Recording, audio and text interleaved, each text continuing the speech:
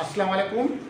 आज की ये वीडियो आपको ये जानकारी देने के लिए है कि सऊदी अरब में जब आप पहुंचते हैं तो भारतीय दूतावास यानी कि भारतीय जो व्यवस्था है वहाँ पर हमारा मशीनरी है वो वहाँ कैसे काम करती है, और हज कमेटी और प्राइवेट टूर ऑपरेटर्स के थ्रू जो हाजी जाते हैं 1,75,000, उनका पूरा मैनेजमेंट, पूरा एडमिनिस्ट्रेशन, पूरा प्रशासनिक व्यवस्था कैसे की जाती है, कौन लोग करते हैं। तो आइए शुरू करते हैं हम इसी बात पर आज की ये हज सफ़र सीरीज़ का बी सीरीज़ का पहला पार्ट। देखिए, यहाँ पर जो हज कमेटी ऑफ इंडिया आपके लिए तैयारी करती है और आपको पूरा फॉर्म कलेक्ट करती है, आपका पैसा कलेक्ट करती है और आपका पूरी तरह से कंप्लीट करके एयरक्राफ्ट करने के बाद में भेज दिए जाते हैं आप लोगों को सऊदी अरब। अब सऊदी अरब की सरजमीन पर जैसे आप कदम रखते हैं तो वहाँ पर आपको हज कमेटी के अरकान, हज कमेटी के मेंबर्स न मिलकर वहाँ गवर्नमेंट ऑफ इंडिया के थ्रू जो स्टेट गवर्नमेंट और सेंट्रल गवर्नमेंट के एम्प्लॉय मिलते हैं जो इंडिया में काम करते थे, और उनको हज के अय्याम में यानी कि 2 से 3 महीने के लिए उनको डिप्यूट किया जाता है, उनको वहाँ पर भेजा जाता है और वो अपनी सेवाएं यहाँ अपने विभाग में देकर वहाँ देना शुरू कर देते हैं। बहुत ही स्मूथली आपको पूरी वो खिदमत मिले जो आपको वहाँ पर परेशानी न हो। तो कहते हैं डेपुटेशन कहलाता है, हज डेपुटेशन, और ये 2 तरह से किया जाता है। एक कहलाता है एडमिनिस्ट्रेशन और दूसरा कहलाता है मेडिकल मिशन। तो 2 तरह से जाते हैं। मेडिकल मिशन में MBBS डॉक्टर्स जाते हैं और पैरामेडिकल्स जाते हैं, और ये आपके टेक्नीशियन जाते हैं जो एक्सरा मशीन ECG वगैरह करते हैं, और ये दोनों ही गवर्नमेंट एम्प्लॉय होते हैं यानी कि सेंट्रल गवर्नमेंट और स्टेट गवर्नमेंट के हॉस्पिटल्स के डॉक्टर्स होते हैं और उन्हीं का पैरामेडिकल टीम होती है। दूसरी तरफ जो आपकी व्यवस्था देखती है, जो आपकी प्रशासनिक व्यवस्थाएं देखती है, वो होते हैं इंडिया के जो सरकारी मुलाजिम होते हैं, जो सरकारी यहाँ पर काम करते हैं, और ये भी ऑफिसर रैंक के होते हैं, जो आपके वहाँ हज ऑफिसर होते हैं, असिस्टेंट हज ऑफिसर और कोऑर्डिनेटर। ये दोनों जो वहाँ की सेवा देते हैं ये तो इतने बड़े स्केल के होते हैं कि अगर इंडिया में आप इनसे मिलें तो आपको टाइम लेना पड़ता है, या ये अपने विभाग के अधिकारी होते हैं। उसी तरह उनको वहाँ पर वही पोस्ट, उसी प्रकार की पोस्ट दी जाती है। और कुछ असिस्टेंट होते हैं जो वो भी यहाँ पर एम्प्लॉय होते हैं, वो भी अच्छी पोजीशन पे होते हैं। तो ये सब आपकी सेवा में, आपकी खिदमत में 24 घंटे राउंड द क्लॉक काम करते हैं। ड्यूटी बदलती रहती है, न इनको कोई संडे की छुट्टी मिलती है, न कोई जुमे की मिलती है, न किसी टाइम में 24 घंटे काम किया जाता है। वो काम कैसे किया जाता है? जब आपको आपका हवाई जहाज लैंड करता है जद्दा या मदीने की सरजमीन पर, वहीं पर से इनकी ड्यूटी शुरू हो जाती है और आपको वापसी तक ये सेवाएं देते हैं। अलग अलग विभाग बना दिए जाते हैं। पहला विभाग जो होता है, और ये सब अंडर में काम करता है CGI जद्दा, यानी कॉन्सुलेट जनरल ऑफ इंडिया के तहत काम करते हैं वहाँ पर, क्योंकि विदेश में इंडिया का दूतावास के थ्रू ये जो कॉन्सुलेट किया जाता है। तो वो जद्दा एयरपोर्ट टर्मिनल में एक टीम होती है जो 24 घंटे हाजी जो उतरते हैं उनका काम देखते हैं, और इधर मदीना एयरपोर्ट पर काम किया जाता है। भारतीय हाजी मक्का और मदीना और जद्दा इन 3 जगह पहुंचते हैं, रहते हैं। तो इन तीनों जगहों पर हज कमेटी के थ्रू जाते होते हैं, और जो प्राइवेट जाए हुए होते हैं वो सब वहाँ पर काम करते हैं। तो आइए हम देखते हैं कौन कौन से डेस्क वहाँ काम करते हैं। CGI ऑफिस के जो डेस्क होते हैं वहाँ, एक होता है कोऑर्डिनेशन डेस्क। कोऑर्डिनेशन का बहुत बड़ा काम होता है। जितने भी हाजी आते हैं, जाते हैं, रहते हैं, मक्का से मदीना जाते हैं, जद्दा से जो है मक्का आते हैं, और उनका पूरा मूवमेंट पर नज़र रखता है ये आपका कोऑर्डिनेशन डेस्क का काम करते हैं, 24 घंटे काम करते हैं। दूसरा होता है मदीना मूवमेंट डेस्क, यानी कि मक्के से मदीने के लिए जितने भी हाजी जाते हैं उनकी पूरी रिपोर्टिंग की जाती है, कितने हाजी जाएंगे, किस टाइम निकलेंगे, किस बस से जाएंगे, उनके पासपोर्ट की व्यवस्था, पूरा ये काम बहुत ही स्मूथली अधिकारी और वहाँ पर असिस्टेंट और कुछ वहाँ के सीजनल लोगों को लिया जाता है, इंडिया के जो वहाँ काम करते हैं वो लोग मिलकर काम करते हैं।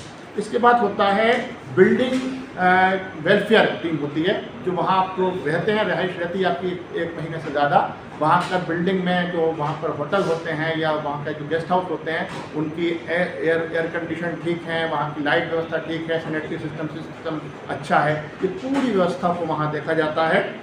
इसके साथ साथ एक होता है जनरल वेलफेयर डिपार्टमेंट होता है, वो हर चीज़ की आपकी देखता है कि आपको प्रॉब्लम, आपका लॉस्ट बैगेज डिपार्टमेंट होता है, जो आपका सामान खो जाता है कहीं पर, कभी जद्दा एयरपोर्ट पर, कभी मदीना एयरपोर्ट पर, कभी आपके वहीं पर रहने के दरमियान खो जाता है, तो ये लॉस्ट बैगेज जो डिपार्टमेंट होता है, यानी कि गुम हुआ सामान का एक अलग डिपार्टमेंट होता है, वो ये देखता है।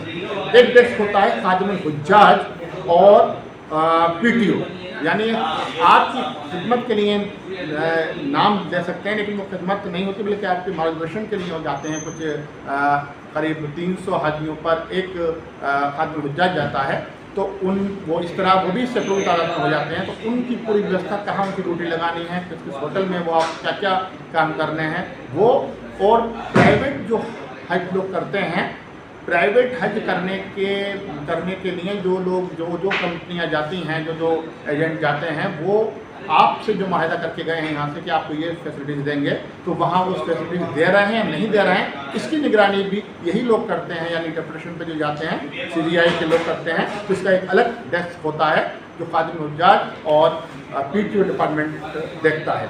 इसके साथ होता है आपका DBC कहलाता है, यानी डिपार्चर बैग होता है। जब आप डिपार्चर करते हैं हज करने के बाद, जब वापस आते हैं, तो ये डिपार्टमेंट पूरी तरह हाजियों का सामान, उनके कितनी तादाद थे वो पूरा देखता है। इसके बाद एक होता है कंट्रोल डेस्क होता है, वो पूरी तरह आपको चेक करता है 24 घंटे पहले आप हाजियों को कौन किन भवनों से निकलना है वो पूरी तरह देखता है ये। इसके साथ एक होता है हरम टास्क फोर्स।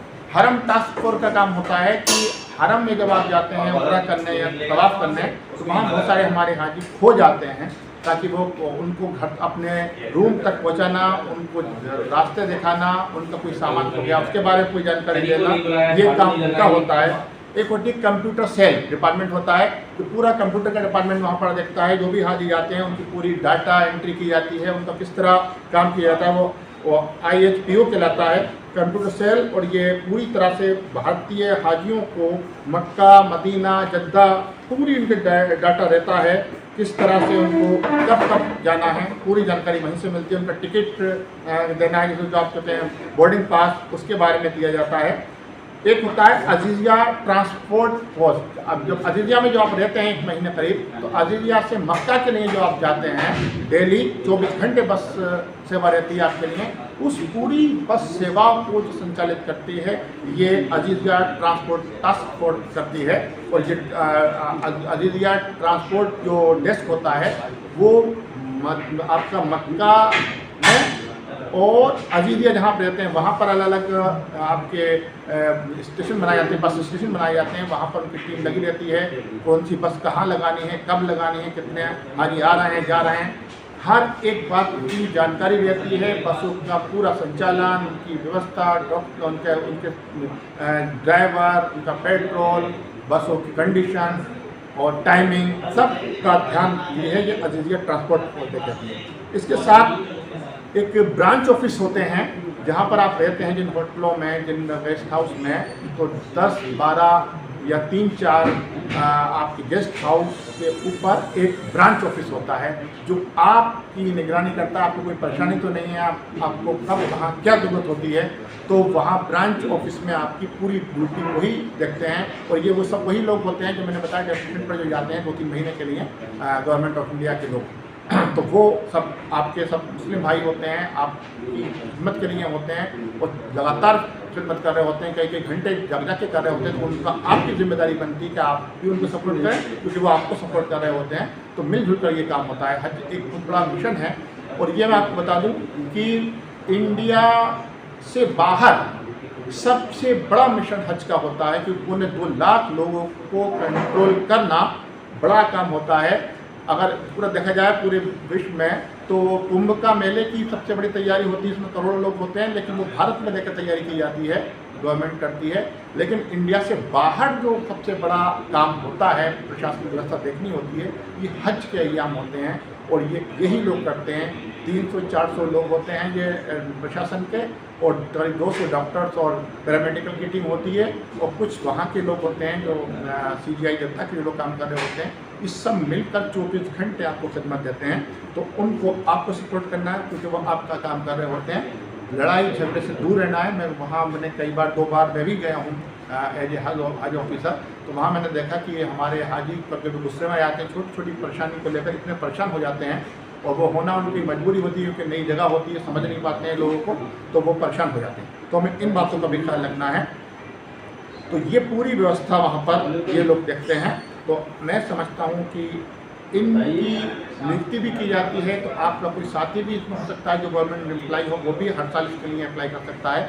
पिछले 2 सालों से ये व्यवस्था पहले जो भी गवर्नमेंट एम्प्लॉय होते हैं वो देखते थे हर विभाग के, लेकिन अब पिछले 2 साल से व्यवस्था पुलिस और पैरामेडिकल फोर्सेस के लोग जा रहे हैं, वही आपकी व्यवस्था देखते हैं। तो आपको भी इस बात का ख्याल रखना है कि उनको भी कोई ऐसी बात ना हो कि उनको लगे कि हम उनकी खिदमत कर रहे हैं और आप उनसे बदजुबानी कर रहे हैं या आपको मेयाद से बाहर बात कर रहे हैं। तो इन बातों को आप ध्यान से रखिए। आपकी एक बात के वहाँ निगरानी की जाती है, आपकी बात की जाती है। आगे हम इसी बात को आगे रखते हुए आपको कुछ और नई जानकारी लेकर आएंगे। जब तक इजाज़त चाहेंगे। अल्लाह हाफ़िज़।